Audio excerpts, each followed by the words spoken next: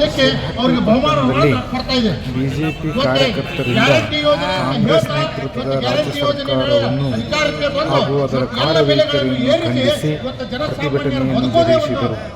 ಸಿರಹಟ್ಟಿ ಪಟ್ಟಣದ ಹನುಮಂತ ದೇವರ ದೇವಸ್ಥಾನದಿಂದ ಆರಂಭವಾದ ಪ್ರತಿಭಟನೆ ಪಟ್ಟಣದ ಪ್ರಮುಖ ಬೀದಿಗಳಲ್ಲಿ ಸಂಚರಿಸಿ ರಾಜ್ಯ ಸರ್ಕಾರವನ್ನು ವಿರೋಧದ ನೀತಿಗಳನ್ನು ಖಂಡಿಸುತ್ತಾ ನೆಹರು ವೃತ್ತದವರೆಗೆ ಆಗಮಿಸಿ ನೆಹರು ವೃತ್ತದಲ್ಲಿ ತಾಲೂಕಾ ಮಂಡಲದ ಅಧ್ಯಕ್ಷರಾದ ಸುನೀಲ್ ಮಾನ್ಸಕರ್ ಅವರು ಮಾತನಾಡಿ ಬಿಜೆಪಿ ನೇತೃತ್ವದ ಸರ್ಕಾರ ಅಭಿವೃದ್ಧಿ ವಿಚಾರಗಳನ್ನು ಕೈಗೆತ್ತಿಕೊಂಡರೆ ಕಾಂಗ್ರೆಸ್ ನೇತೃತ್ವದ ಸರ್ಕಾರ ಅವರನ್ನು ಬಂಧಿಸುವ ಅವರನ್ನು ಸದನದಿಂದ ಹೊರಹಾಕುವ ಕೆಳಮಟ್ಟದ ರಾಜಕಾರಣವನ್ನು ಮಾಡುತ್ತಿರುವುದು ಅವರ ನೈತಿಕತೆಯನ್ನು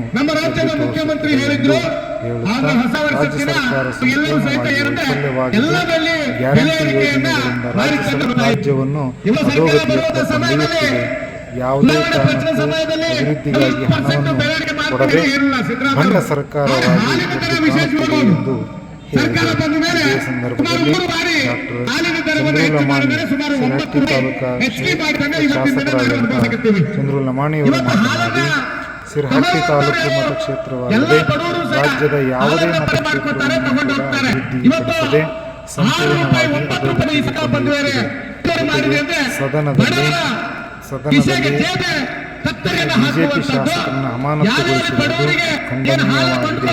ಅಭಿವೃದ್ಧಿಗಾಗಿ ಕೇಳಿ ಶಾಸಕರನ್ನು ಅಮಾನತು ಮಾಡುತ್ತಿರುವುದು ಯಾವ ಪಕ್ಷಪರ ಕಾರ್ಯಾಚರಣೆ ಮಾಡುತ್ತಾ ಇದ್ದಾರೆ ಸಭಾಧ್ಯಕ್ಷರಿಗೆ ಬೆಲೆ ಏರಿಕೆಯಿಂದಾಗಿ ಬಡವರು ತತ್ತರಿಸಿ ಹೋಗಿದ್ದಾರೆ.